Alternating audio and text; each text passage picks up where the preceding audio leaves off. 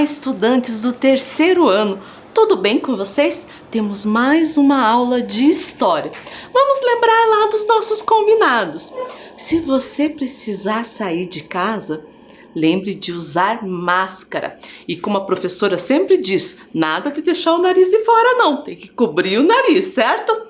Lave sempre suas mãos antes, depois das aulas e sempre que possível, e arrume um lugar aí bem confortável para que você possa assistir às aulas, colocar seus materiais e fazer todas as atividades, que nós temos muitas coisas para aprender hoje, certo? E quais são os materiais que nós vamos utilizar hoje?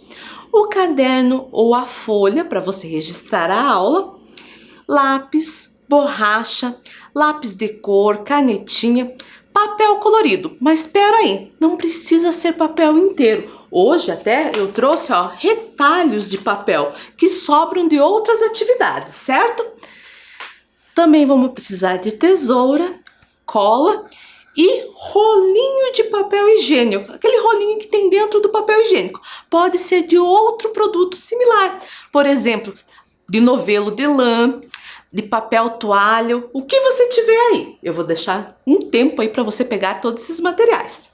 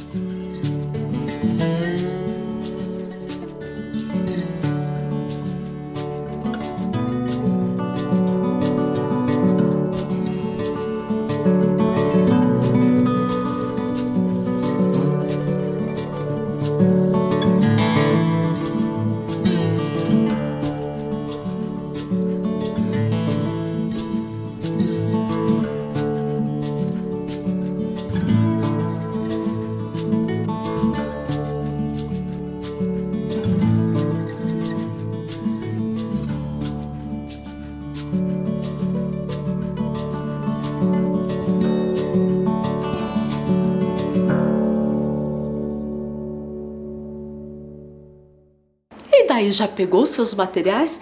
Vamos fazer a revisão da aula passada, que nós fizemos uma revisão das aulas anteriores, que os temas foram: quem faz a história, tempo cronológico e tempo histórico, cidade de Curitiba, patrimônio histórico, cultural e natural, cidade de Curitiba, espaço público e privado.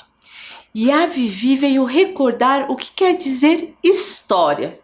O termo história é originado do vocábulo grego story, que tem como conceito a ideia de investigação, ou seja, o entendimento vindo por meio da pesquisa. Então nós vimos que a palavra história veio de uma palavra grega, story, que quer dizer uma investigação. Mas não é uma investigação só procurando pistas, mas através da pesquisa. E o que faz um historiador? O historiador é um investigador. E ele trabalha com o que mesmo? com a pesquisa, utilizando as fontes históricas, que são classificadas em fontes históricas orais, como depoimentos, histórias contadas, vídeos, gravações, música. As fontes escritas, que pode ser tanto manuscrito como impresso. Manuscrito, por exemplo, um diário. Impresso, livros. As fontes históricas visuais, que são aqueles que a gente usa a visão, como as obras de arte, a pintura, a fotografia, escultura, mapas, entre outros. E as fontes históricas da cultura material, que são as construções, como a arquitetura de um prédio, de uma igreja, a rua de uma cidade, certo? E onde que o historiador pode trabalhar? Vimos que o historiador pode trabalhar em escola, universidades, museu, acervos, bibliotecas, meios de comunicações e editoras, entre outros lugares. E a Vivi veio recordar um tema bem importante que nós estudamos. Para organizar a nossa rotina, é importante medir o tempo. Antigamente, as pessoas faziam isso observando a passagem dos dias e das noites. Atualmente, além disso, existem diferentes instrumentos usados para acompanhar a passagem do tempo. E olhe lá, passagem do dia e da noite nós estudamos lá da pré-histórica, mas hoje em dia nós podemos observar também o tempo com isso. Mas além disso, nós temos outros instrumentos, como relógio e calendário, certo? E a Vivi veio nos falar do tempo histórico. Vamos recordar? O tempo histórico são as referências históricas utilizadas para organizar os acontecimentos mais importantes e as grandes mudanças das sociedades e civilizações. É uma forma de contar o tempo a partir das ações dos seres humanos na Terra, pelas experiências que um povo, nação ou toda a humanidade passaram. Então, o tempo histórico também utiliza o tempo cronológico, mas tem fatos de longas e de curta duração que acabam marcando a história de um povo, de uma nação, de um país. Por isso, faz parte do tempo histórico, certo? E nós recordamos sobre patrimônio histórico, cultural e natural. Vamos ler? Patrimônio histórico são os lugares, os prédios, residências, praças, bairros da cidade. São os marcos do passado que podemos observar ainda hoje no presente. E ali tem um patrimônio histórico de Curitiba, que é o Museu Paranaense. Patrimônio cultural é tudo aquilo que possui importância histórica e cultural para um país, para uma cidade. As festas, danças, músicas, manifestações populares, artes, culinária, entre outros. E lembre que a professora sempre falou, todo patrimônio histórico também é um patrimônio cultural. E ali tem um patrimônio cultural de Morretes, do litoral do nosso Paraná, que é o prato de barreado. Patrimônio natural é aquele que tem paisagens como montanhas, serras, cachoeiras, rios, fozes, florestas, matas, animais silvestres e afins. Também podem ser lugares adaptados para o lazer. E ali nós temos uma foto do Parque Iguaçu. E espaço público e privado? Espaço público é de responsabilidade do governo. Quem cuida desse espaço, além do governo, é a população. Por exemplo, uma praça, um parque, uma rua, uma escola pública. Até falamos das escolas municipais e estaduais. Espaço privado é de responsabilidade de alguém, como pessoas ou empresas.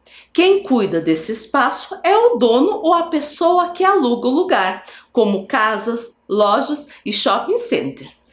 Agora a Vivi vem nos falar qual vai ser o número e o tema de nossa aula. Nós estamos na aula 7 e o tema é ocupação e povoamento de Curitiba, povos originários. Então pegue lá o seu caderno, a sua folha, coloque a data que você está assistindo a aula 7, História, a ocupação e o povoamento de Curitiba, povos originários. Eu vou dar um tempo aí para você fazer, certo?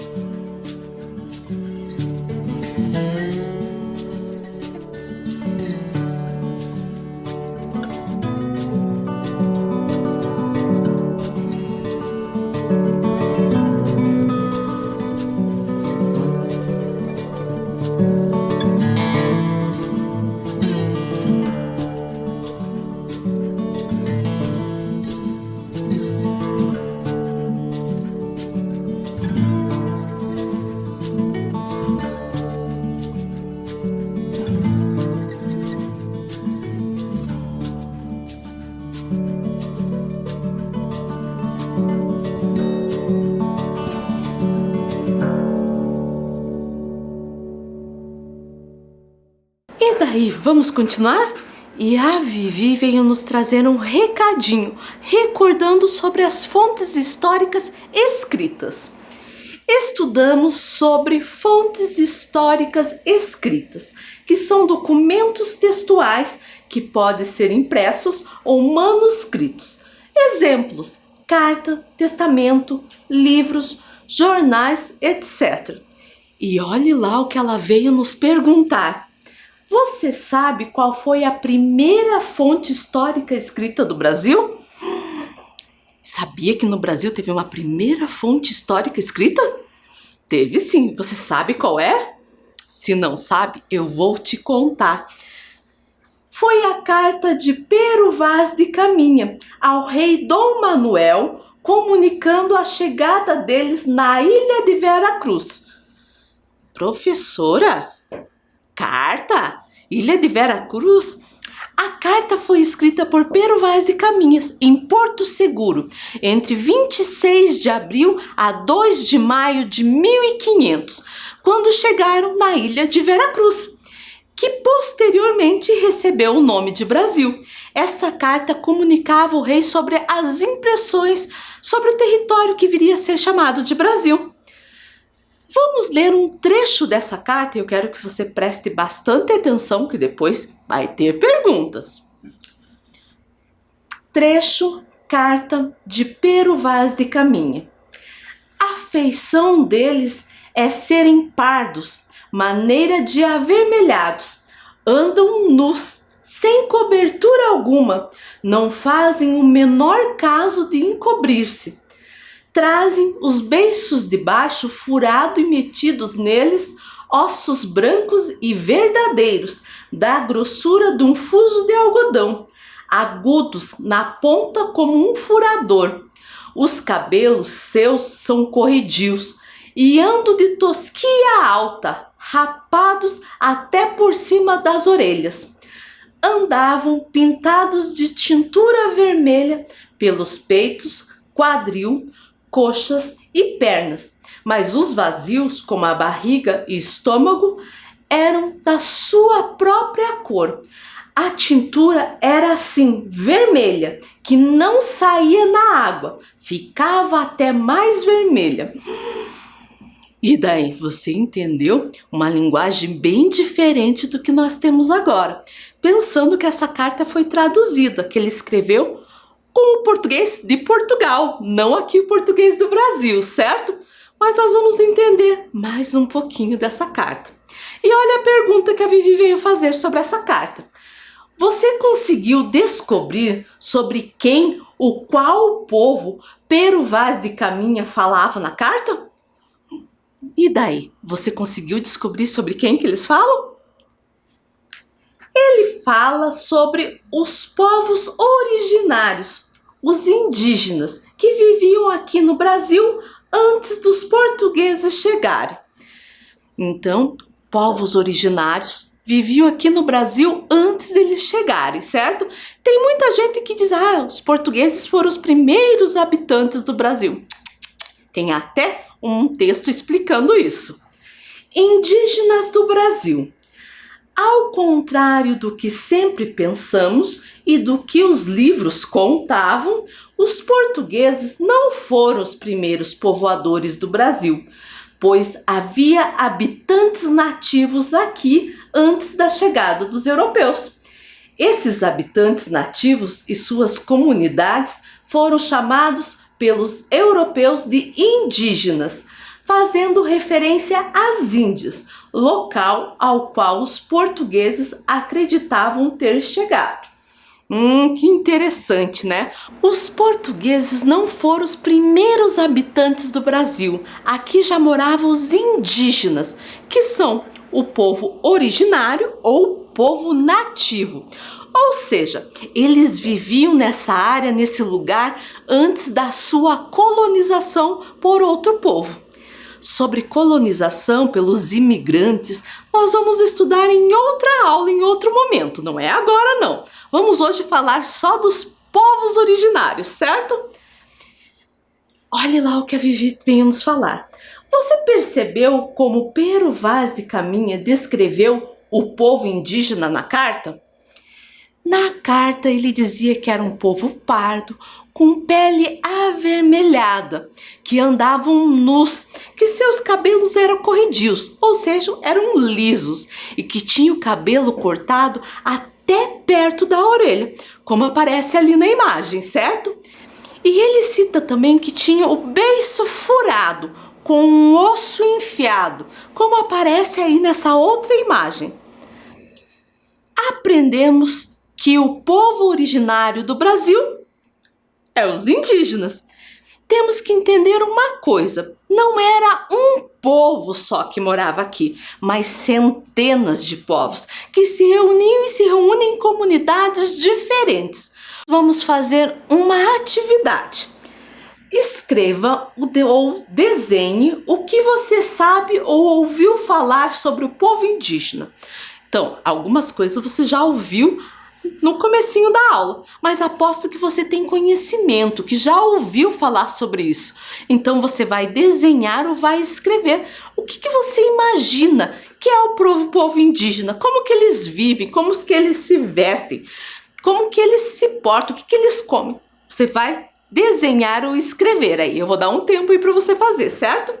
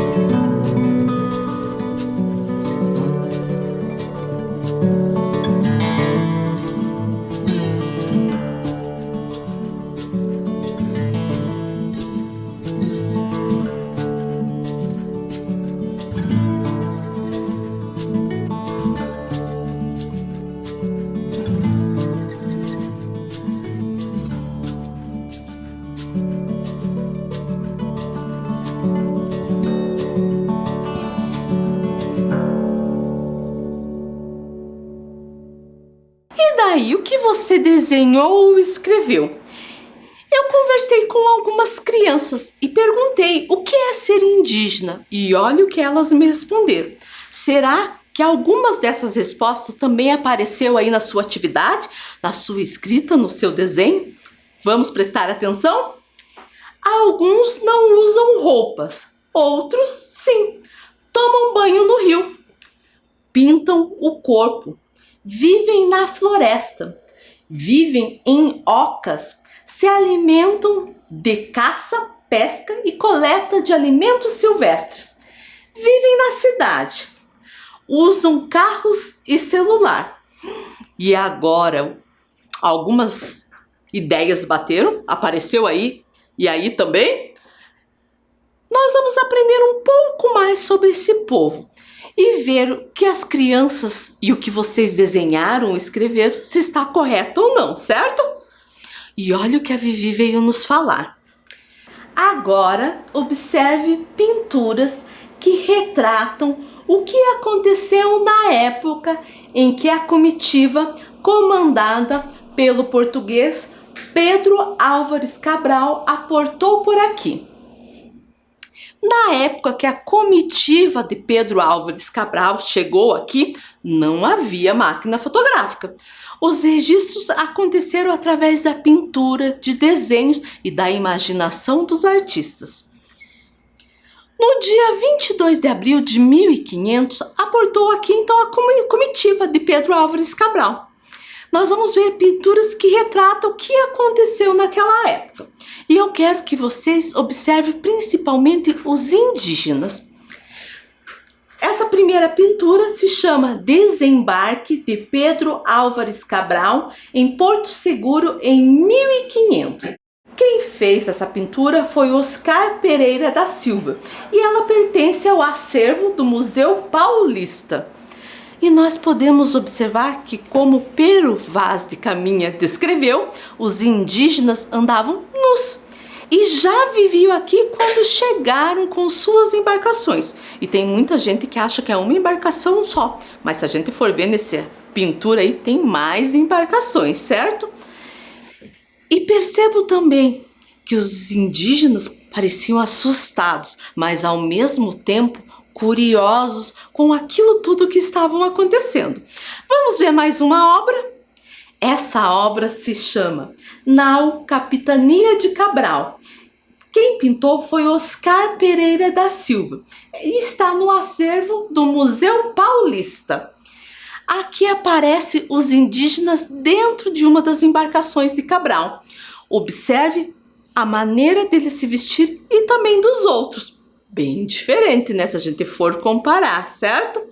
E o que chama a atenção é que os indígenas, como descreveu, né, Pero Vaz de Caminha, andavam nus. Eles não ficavam com vergonha querendo encobrir seus corpos. E parece que não eram só os indígenas que estavam curiosos com o que estava acontecendo. Olha os portugueses envoltos, eles também estavam curiosos com aquele povo, certo? Vamos ver mais uma obra.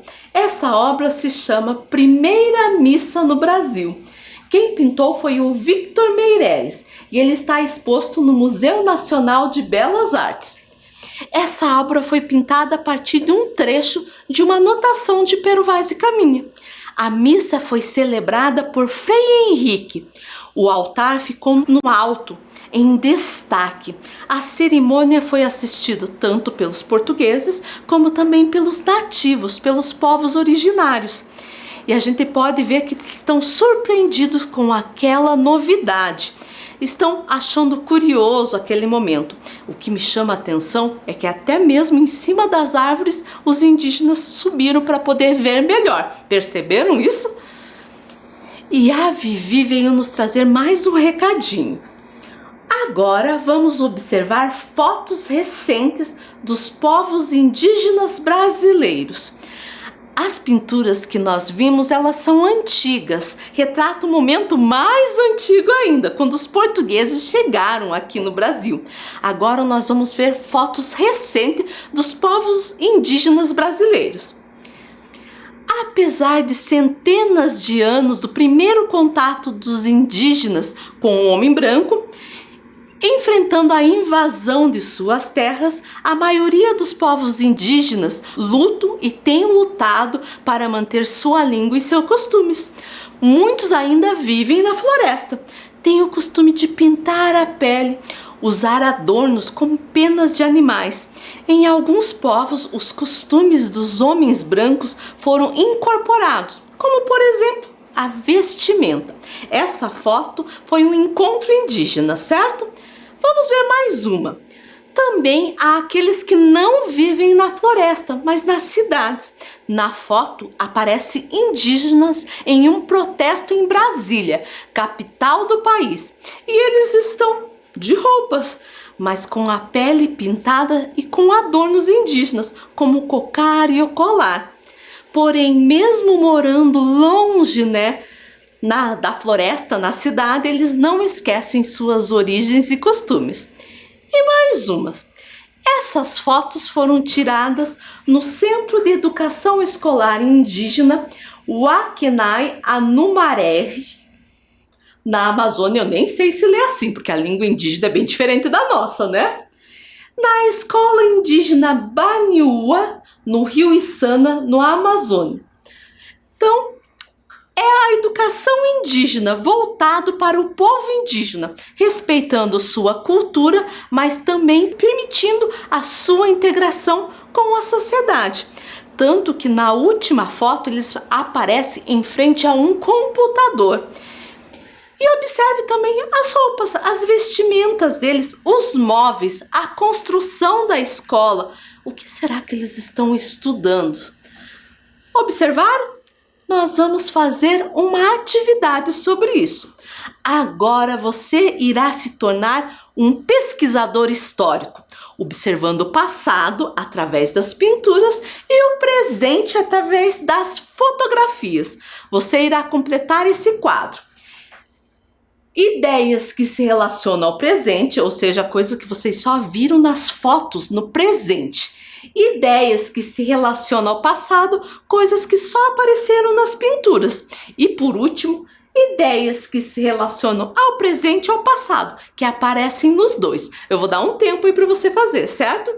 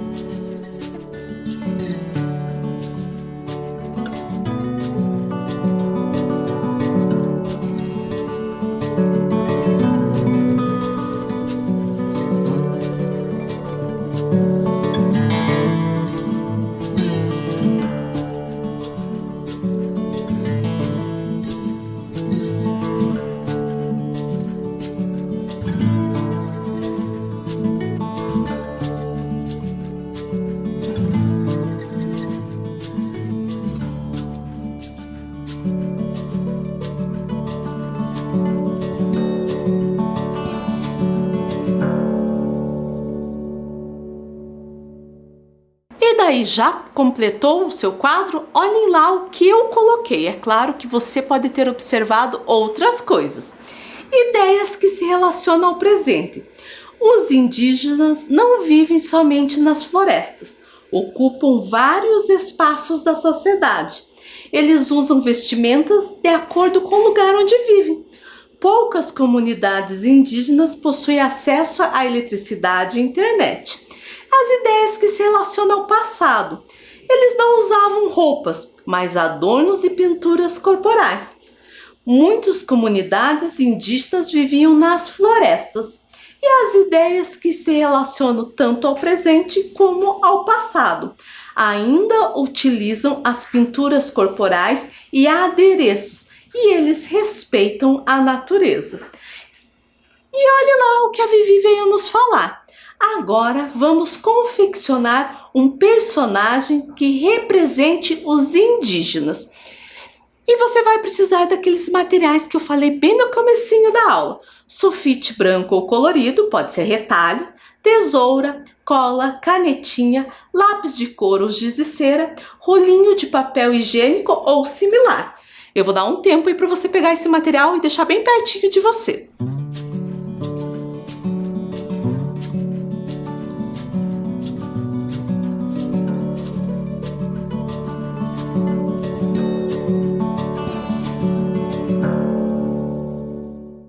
Então vamos lá, vamos pegar o nosso rolinho de papel higiênico. Você pode fazer o desenho. Alguns eu fiz só desenhando, certo? O meu personagem indígena. Usei até outro material, esse aqui é um rolinho de novelo. Mas se você não quiser fazer só desenhando, nós podemos fazer com papéis. Aqui eu peguei a metade de um sulfite e eu vou enrolar esse rolinho aqui, ó. E vou deixar espaço tanto de um lado como de outro. No final, daí eu passo cola, ó. E por que esse espaço? Porque eu vou empurrar para dentro, ó. Para ficar um acabamento mais bonitinho. A mesma coisa do outro lado. Ó, já fica diferente. E eu vou fazer de baixo para cima. Vou fazer primeiro a roupinha. E você pode escolher uma roupa com estampa indígena ou até uma roupa diferente. Eu fiz um aqui com um terno, porque o indígena pode morar em vários lugares e trabalhar em vários serviços. Porque não um político, um advogado, um médico, certo? Ou você pode fazer uma estampa colorida. Fiz aqui uma estampa colorida e vou fazer a mesma coisa. Vou enrolar ali e colar.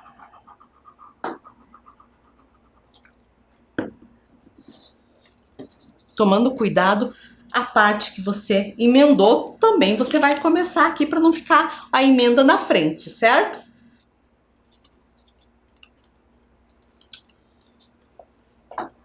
O que sobrar, recorta. Deixa eu passar mais cola aqui. Você vai pegar uma tira também para fazer o cabelo. O que que eu fiz? Eu cortei aqui várias franjinhas, né? Uma tesourada do ladinho da outra. E vou colar para fazer o cabelo.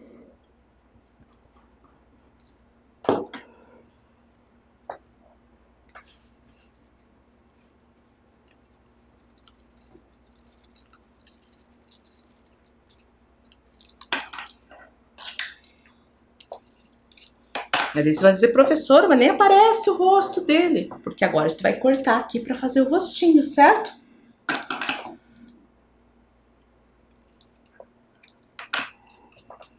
Olha lá. Daí vou desenhar o rosto.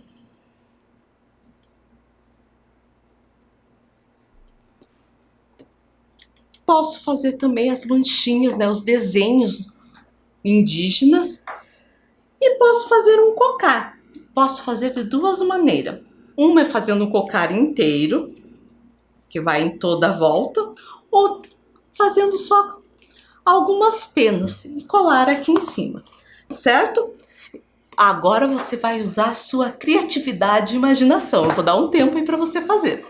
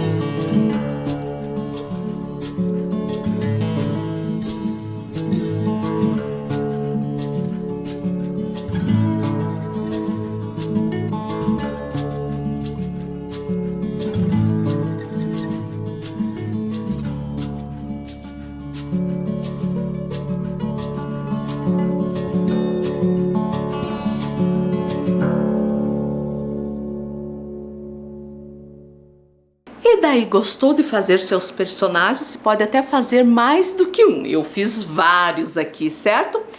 E a nossa aula terminou. Nos encontramos na próxima semana e nós vamos continuar com esse tema, falando dos indígenas aqui no Paraná, em Curitiba. Se cuidem!